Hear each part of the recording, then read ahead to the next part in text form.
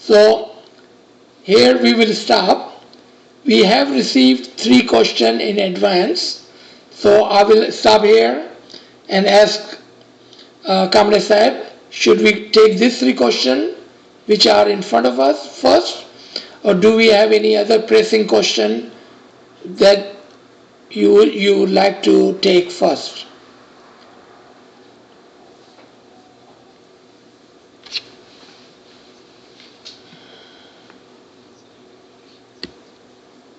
Okay.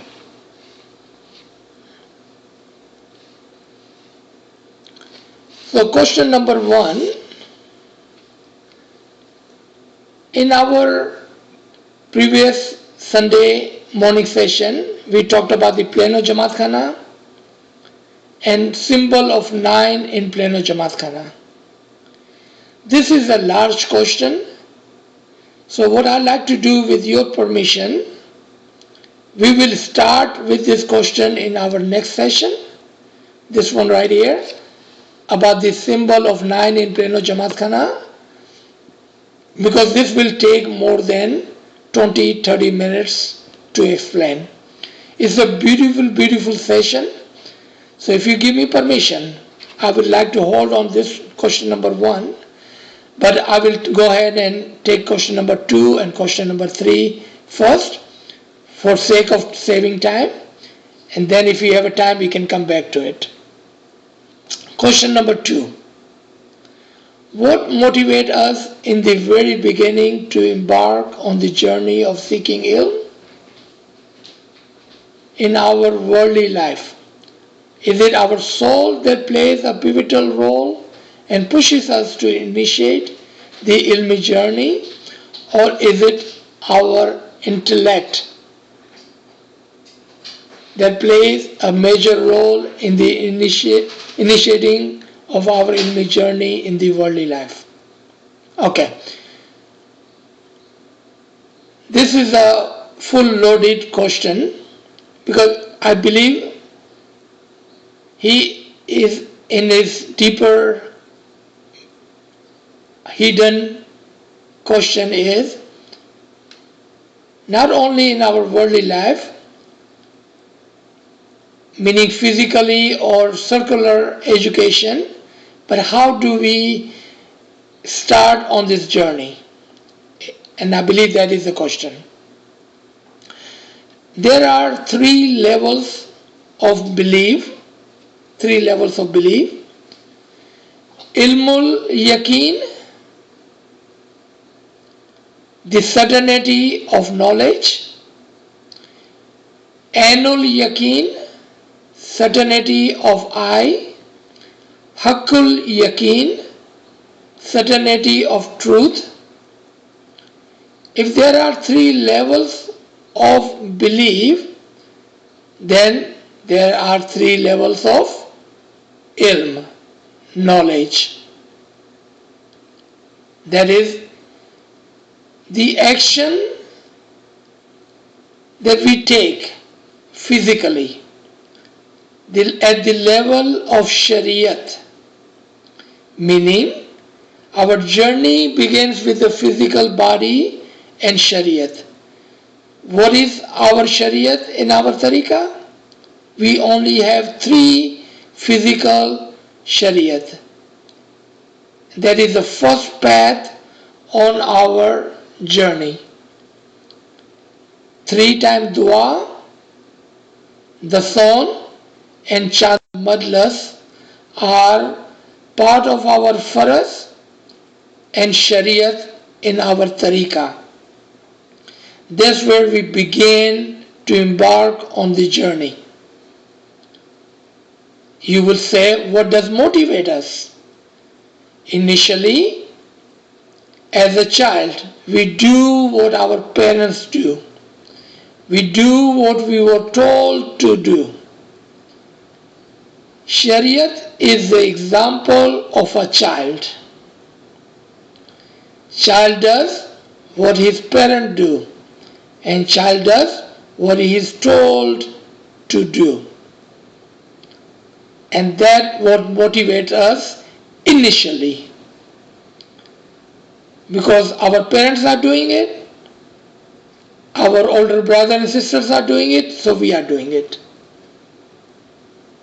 That's what motivates us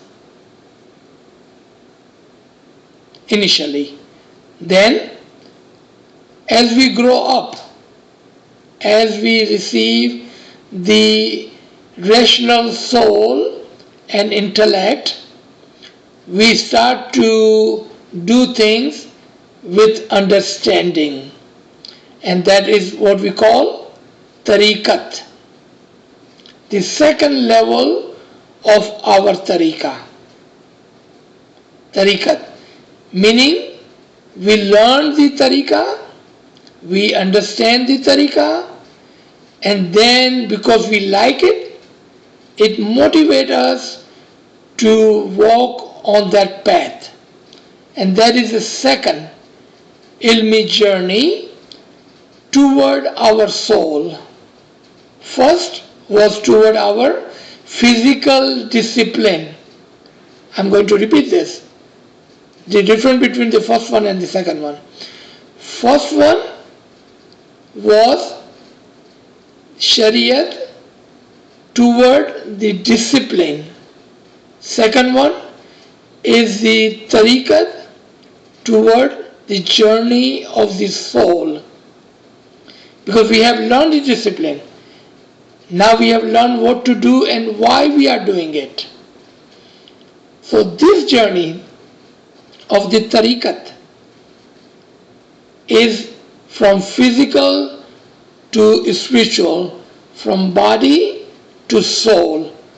That is the second step in our tariqah, from body to soul. No longer mimicking and copying our parents as they were doing, as they told us to do. On the second level, we have a greater understanding and we move toward the batin and batini understanding, and we move forward. Third level is hakikat. According to Imam Aka Sultan Muhammad Shah, may our soul be sacrificed to that Imam, we are at the level of hakikat today. In hakikat, we not only follow our shariat, we not only follow our tariqat, what we have learned, but we start to experience the truth. What we had learned, how it affects our soul and our mind, we start to experience that part.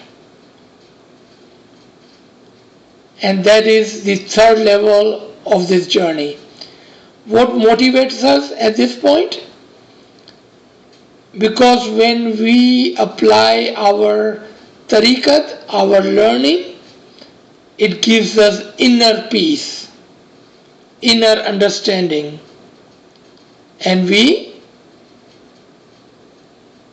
move toward the batin, and that part motivates us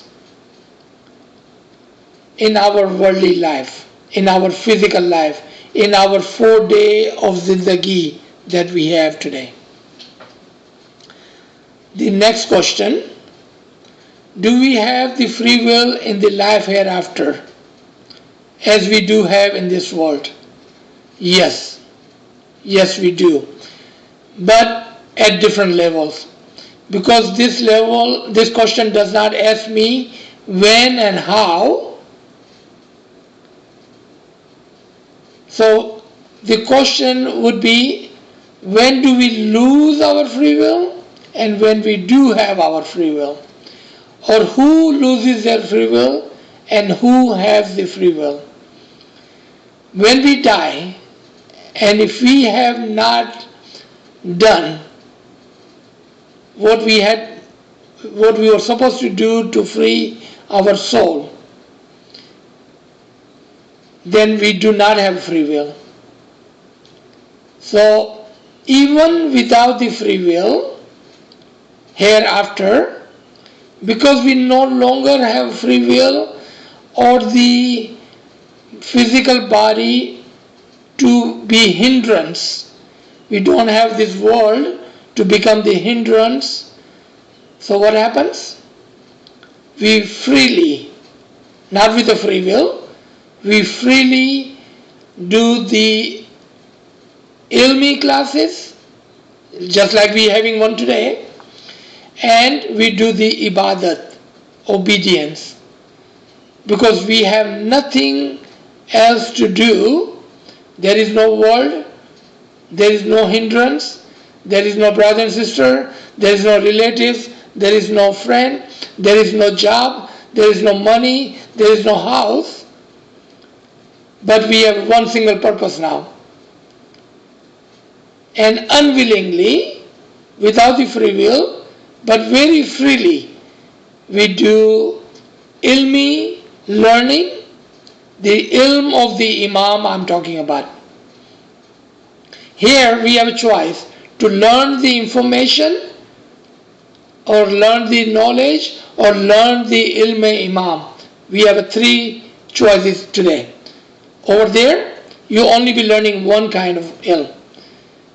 You have a choice. You can learn ilm Imam in this physical body too. You have a choice today. Over there, you will not have a choice. You will have to learn the ilm batini, recognition of Imam, and you will do the ibadat, the obedience. And then you will move forward, and you will move forward on the journey of the soul. So let me finish reading your full question now. Do we have the free will in the life hereafter as we have this world?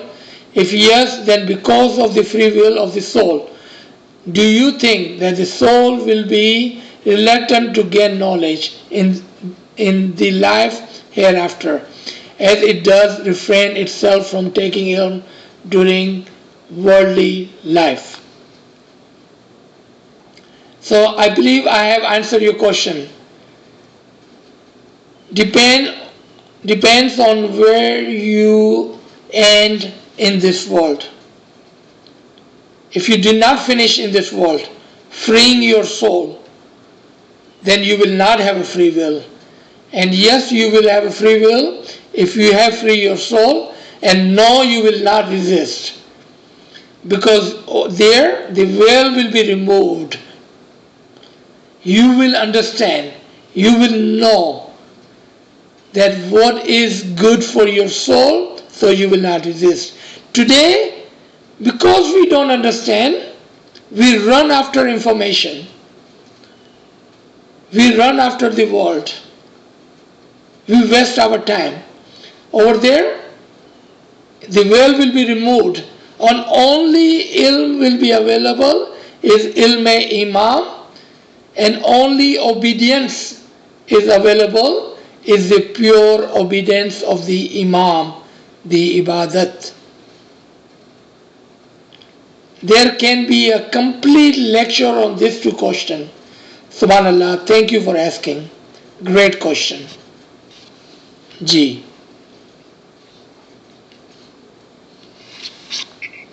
So a friend is asking, please reflect on the zikr tasbih after dua. Ji, if you look at the question that we have written for the next week, we do have, I believe, zikr tasbih after dua. Okay, so quickly I'm going to explain here, and I will write down the code for next week. So zikr tasbih after dua is not part of our shariat, but part of our nawafil.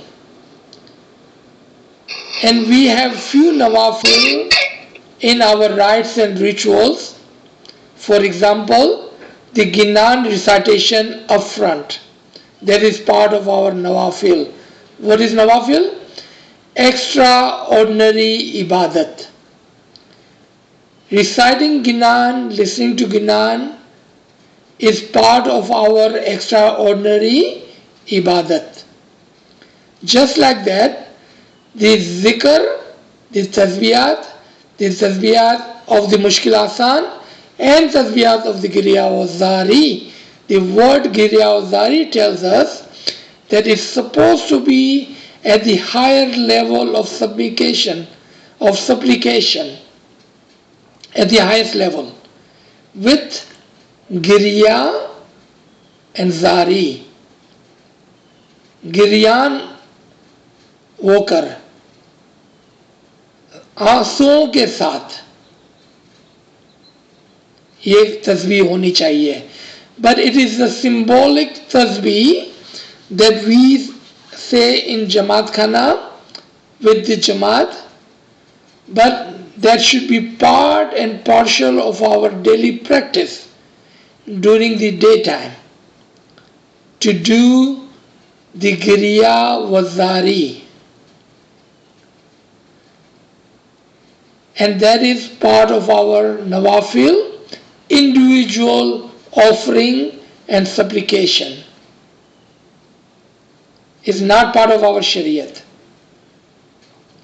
So are other things we do as the additional ibadat. For example, again, more ginan in the middle, reading of the Faramin in the middle, having the tasbih at the end of the second dua, and if it's on Friday and other days, more ginans with niyaz. Those are all part of our additional offering, additional supplication, additional prayers, offering to the Imam. It's part and parcel of our additional ibadat, offering, supplication to the Imam. Ji.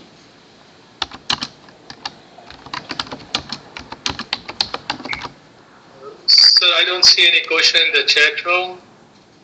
But friends, if you have any question, please unmute your device. Oh, Yali Madat Ali Sahib. Yali Madat. Shabnam Kimani. How about the money we put when we drink the niyaz, and we put the money, because when we say dua, we get barakat from there. So how about the money when we put the niyaz, when we drink the niyaz? Exact same reaction, because whatever you offer as a male wajibat, whenever and whatever, that include dua karani, that include niyaz, chanta, nandi, and other offering. Whatever you offer as a male wajibat is the purpose of the purification of your earning, of your food, of your other incomes. It's one single purpose. What we are saying to Mola Bapa, that I'd like to offer something which is not required of me, with the love and affection in my heart, that I'd like to offer you a penny or two. Remember, it's not how much money, it's the niyat, the intention behind it. So intention is that I'd like to offer something to my dear, my loving, my spiritual father, my spiritual mother, my imam. So this male wajbat, in whatever shape or whatever name we give, is the purpose of purification. Ji. Thank you. How about Nandi? Same thing with the Nandi? When you buy the Nandi, you put the money, same thing upon that? Yes. Okay. Thank you. Thank you. Yali Madat Aziz Bhai, this is Rosie. Yali Madad. Zikr, the difference between zikr and Kirya Zari. When we do zikr, we are remembering Allah.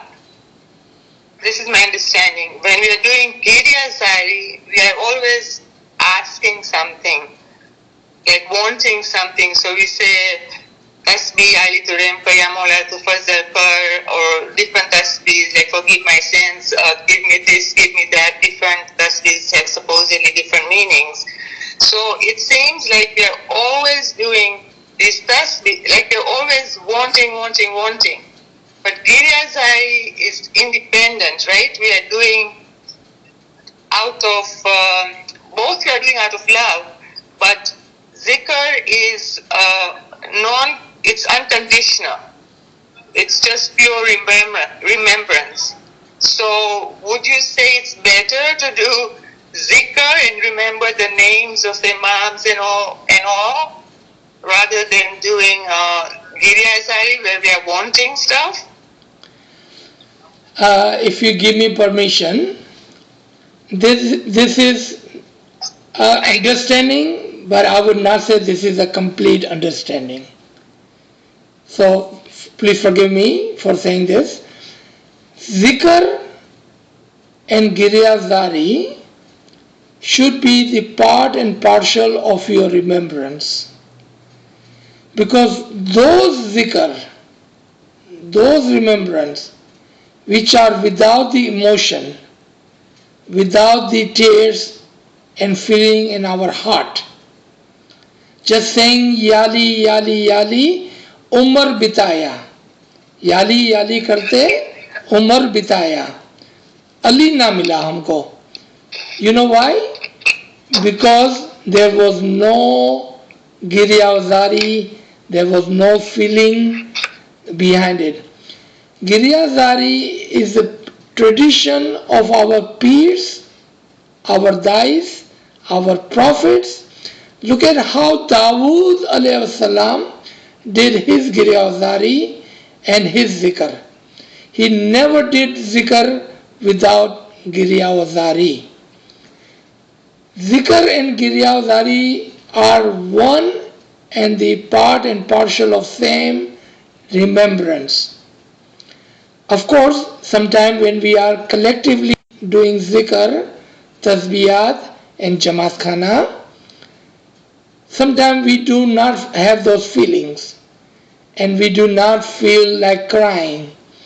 But you have seen people around you that they will have tears in their eyes, and sometimes they are crying. And you will wonder, how come this person next to me has so much feeling and I'm not feeling anything? Even during Ginan recitation or Dua recitation, you will find people crying, having tears in their eyes. When you go Heads in the Kayapaya, you see the tears in their eyes. What is the reason?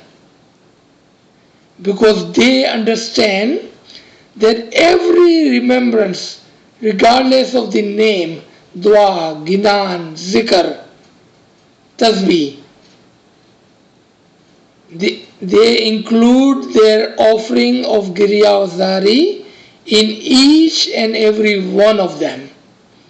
Giryazari is the feeling, the emotion, the love that we put behind the zikr, and the remembrance is a complete part and parcel of zikr and Giryazari tasbih. I hope this explains. Thank you. Sir, we have one question in the chat, not related to the topic. Friend wants to ask. So the friend is asking about the concept of light upon light. During one of your lectures, you had mentioned that Hazrat Adam was picked among the group of Jamat and got the prophethood from Imam Hunayn. Was Hazrat Adam the progeny of Imam Hunayn who gave him the prophethood? I thought in order to become Imam and Prophet, the key concept is to be the progeny and direct descendant, similar to the concept of Prophet Muhammad to our beloved Hazrat Imam. Okay, this is again a very large question, but in short, just short and quickly you can understand. to be a prophet, you do not have to be in the lineage of the Imam. To be Imam, the principle applies, the Nuran ala Nur, and you must be in the lineage, in the progeny of the Imam. And I'll just give you some example, including Adam, including Hazrat Nuh alayhi salam. They were not in the progeny of the Imams of that time. But Hazrat Ibrahim alayhi salam, he was in the progeny of the Imam. So he not only was the prophet and the Natik of the time, but he was also the Imam of the time. And his son Ismail became the Imam after him, and throughout the ages and time, all the way to Abu Muttalib, and after Abu Muttalib, Abdul Talib became the Imam, and from him, Maulana Ali, Maulana Hussain, Maulana Zain al-Abidin, and all the way to Shah Karim, Nuran ala Nur. From the progeny of the Imams have become Imam today. Again, simple answer, to be prophet, you do not have to be in the lineage, in the progeny of the Imam, but to be Imam, you must have the lineage and the progeny, the Nuran ala Nur, the father Imam, the son Imam. That is the principle in Surah Nur 24, ayat number 35, where Allah says it is the principle of progeny after progeny, Nur after Nur, Nur upon Nur, Nur after Nur. Ji. Thank you. Great question.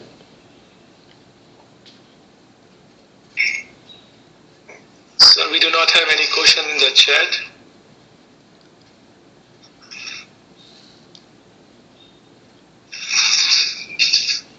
Friends, if you have any questions, please unmute your device.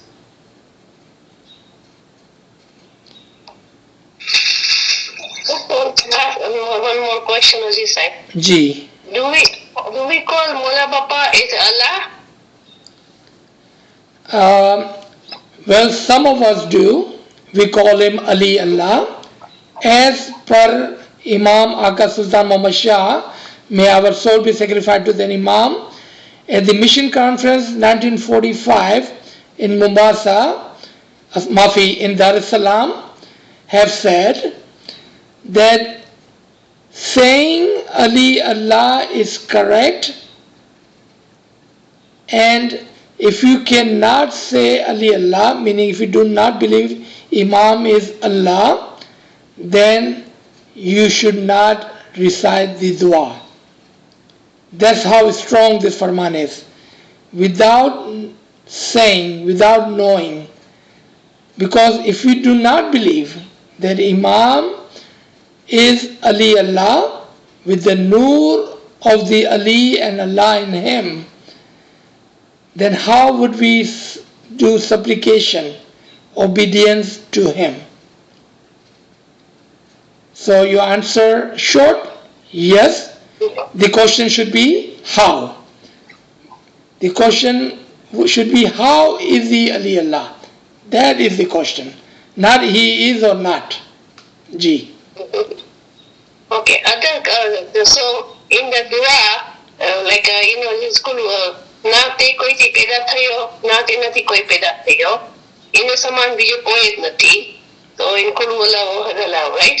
So what is that question means? Okay. May I request you to listen to the dua meaning, part 6,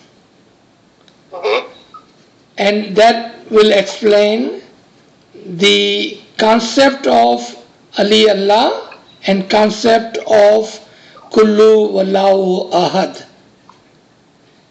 And because like I said, this is a huge question, and if you leave your number with Kamra Sahib, Kamra Sahib can forward you the Dua Meaning series, and if he will forward you Concept of Ali Allah series of lectures.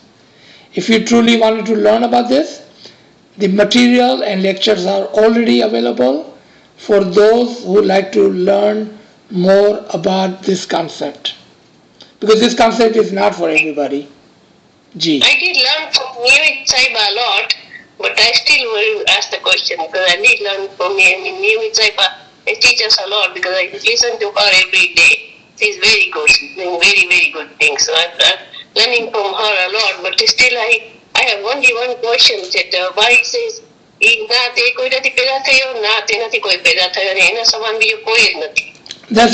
that's a easy question. It's not a hard question. Like I said, it's already been answered not one time but many times. So I would like to share those after you listen to those. And if you still have a question, call me directly. I'll be happy to talk to you. Okay, thank you very much, Mr. Thank you. So the friend is asking, can you please repeat the meaning of Giri Azari in English? Giriya wazari, Giriyan ho jana. Zari, zar और कतार रोना. पशेमानी के साथ गिरियान होकर और आंसुओं के साथ इमाम को याद करना, इसलिए हम गिरिया व जारी की दुआ कहते हैं इसको. Because there is a tradition of our dais, peers, prophets, that when they remember Allah, when they remember the Imam, when they did their tasbiyat and zikr, they did it with giriya wa zari. They never did it with the dry eyes, with feeling and emotion in their heart. That's what giriya wa zari means. And again, giriya wa zari and tasbiyat, the zikr, should be part and parcel of our daily remembrance. G.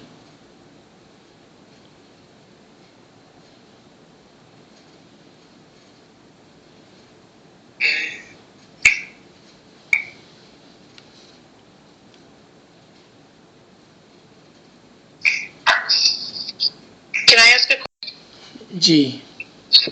Yani Madad ALWAAZ? This Garib and Nachis, I am not ALWAAZ. Please do not call me ALWAAZ. I am just Garib and Nachis. You can just call me Aziz if you like. My apologies. Okay. Aziz, please excuse me if this is not the right place to ask this question, but I don't know where else to go. I keep reaching out trying to find out about some of the special majalises. Nobody has any answers. Oh, everybody tells me I can't talk about it. I can't talk about it. Like, even my mom says, no, I can't talk about it. Like, I don't know where else to go for that. Did you ask me that last week about the majalis and some of the higher majalis? I'm sorry, say that again? Did you ask me about the majalis last week? No, I wasn't on last week. Oh, okay. So, there are some majalis that we can talk about here online, and definitely there is answer to every single question you have. So please do not feel that you don't have anyone to talk to and there is no answer. 100% there are answers to every single question that you may have. So we can do two things. My sister, I don't know what's your name? Salima. You can do two things. Leave your number with Kamria Sahib and I will reach out to you. And then you can ask me anything you like. Yes, please, thank you. But where's Kamria Sahib? How do I reach him? Oh, right there on the chat. I will share my contact. I will share my contact information at the end of the session. Thank you. Thanks a lot. Thank you. Do not feel that you don't have anybody. There are questions and there are answers available always.